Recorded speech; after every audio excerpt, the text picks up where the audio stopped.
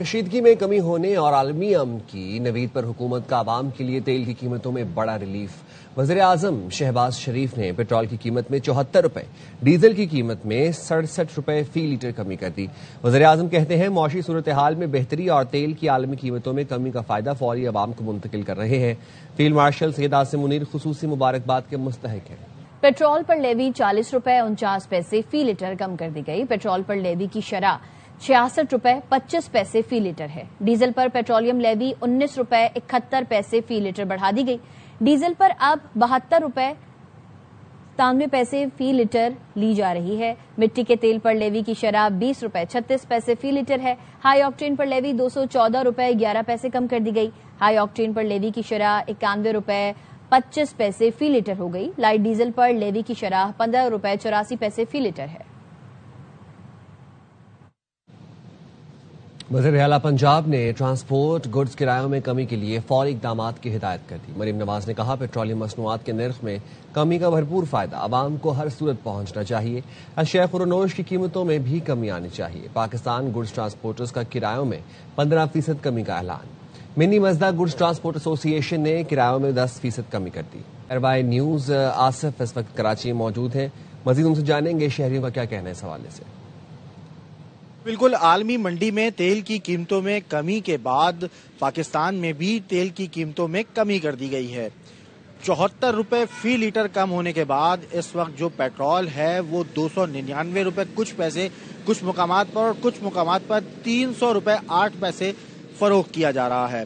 لوگ اس حوالے سے کیا کہتے ہیں، مزید لوگوں سے معلوم کرتے ہیں۔ انشاءاللہ یہ کہ بہتری اچھی ہوئی ہے، انشاءاللہ آگے کی بھی امید ہے کہ بہتری ہو جائے۔ اچھی بات ہے، پیٹرول کم ہوا، ہمارا بھی فائدہ ہے اس کے اندر، کیونکہ پہلے جب پیٹرول بڑھا ہوا تھا میں بچتا کچھ بھی نہیں تھا، بائکیں چلاتے ہیں تو اس کے اندر یہ کہ ہمیں تھوڑی بچت ہوگی۔ کم تنخواہوں پہ جو کام کرنے والے لوگ ہیں ان کے لیے یہ بات خوشائند ہے اور انہوں نے اس کو خوشائند قرار دیا ہے، بلکہ ساتھ ساتھ کچھ شہریوں کا تو کہنا یہ ہے کہ پیٹرولیم مصنوعات کی قیمتوں میں اور مزید کمی ہونی چاہیے۔ جی، پیٹرولیم مصنوعات کی قیمتوں میں کمی کے بعد حکومت نے کفایت شاری کے اقدامات واپس لے لیے۔ سرکاری افسران کے پیٹرول میں کٹوتی واپس، 60% بند کی گئی سرکاری گاڑیاں اب پھر سڑکوں پر دوڑتی نظر آئیں گی۔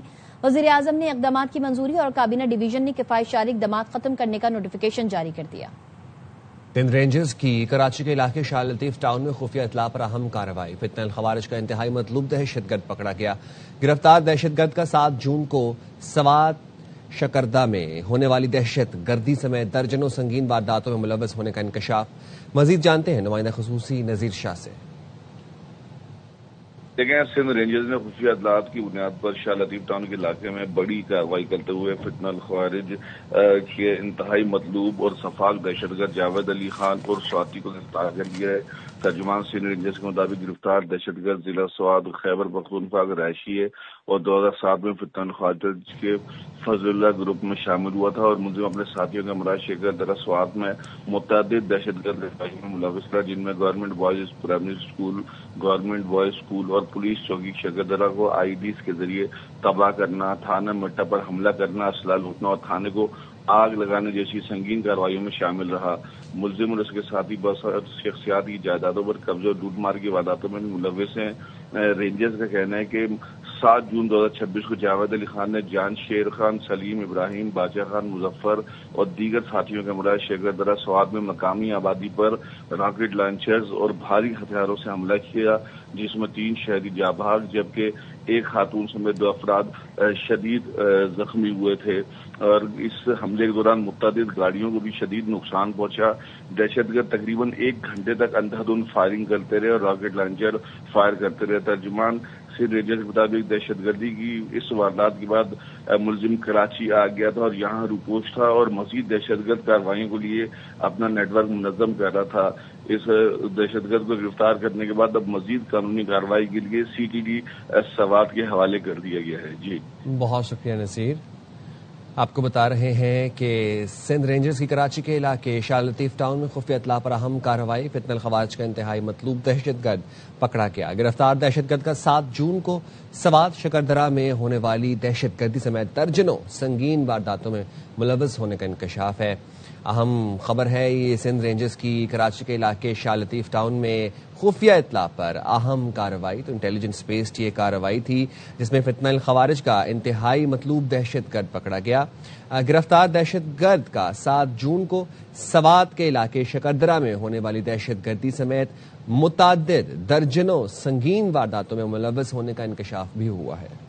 خبر دیں گے آپ کو، لاہور ایئرپورٹ پر پی آئی اے کا گو انتظامیہ کی مبینہ غفلت۔ پی آئی اے کارگو کروڑوں روپے کی اسکیننگ مشین 3 ماہ سے غیر فعال ہے۔ پی آئی اے کی مشین کنٹینر میں بند ہے۔ اسکیننگ نجی آپریٹر سے کرانے کا انکشاف کیا گیا ہے۔ تفصیلات جانیں گے حسن حفیظ سے۔ جی حسن۔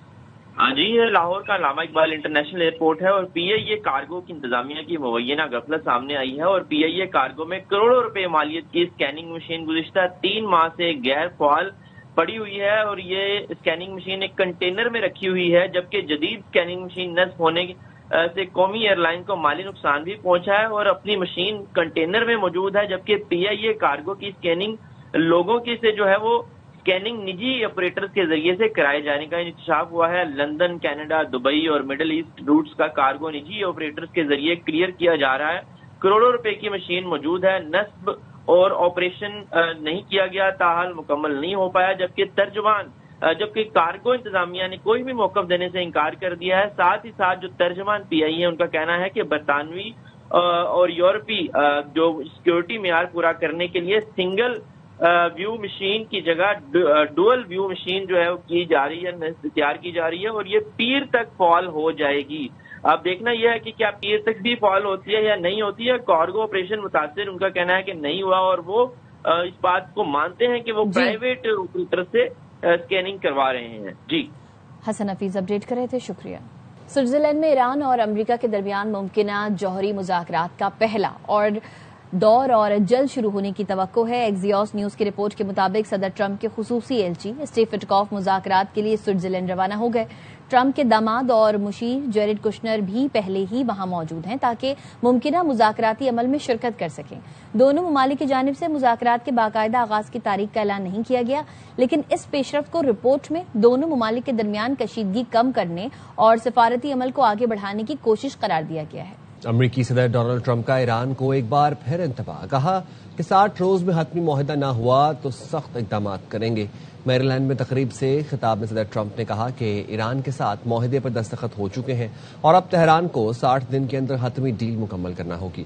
انہوں نے ایران کو خبردار کیا کہ اگر مقررہ مدت میں حتمی معاہدہ نہ ہوا تو امریکہ ایسے اقدامات کرے گا جس سے ایران کو خوشی نہیں ہوگی۔ ٹرمپ نے کہا کہ 1 ہفتے کی جنگ کے دوران ایران کی فضائیہ، بحریہ اور دیگر عسکری صلاحیتیں ختم کی جا چکی ہیں۔ امید ہے کہ حتمی معاہدہ طے پا جائے گا اور سخت کارروائی کی ضرورت نہیں پڑے گی۔ In Iran, where in 1 week virtually we knocked out their entire navy, their entire air force, their anti-missile weapons, their radar, we knocked out everything. And now we have an agreement that was signed last night.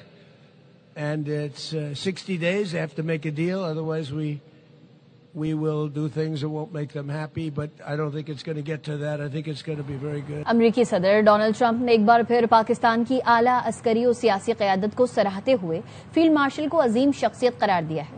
ایکزیوس کو interview میں Trump نے کہا کہ field marshal Asim Munir اور وزیر اعظم شہباز شریف کے درمیان مضبوط تعلق ہے۔ پاکستانی فوج سویلین حکومت کا مکمل احترام کرتی ہے، جو خوش آئند بات ہے۔ انہوں نے اس بات کا بھی اعتراف کیا کہ پاکستان نے ایران کے ساتھ معاہدے میں امریکہ کی معاونت بھی کی، جس میں ان کا کردار قابل تعریف رہا۔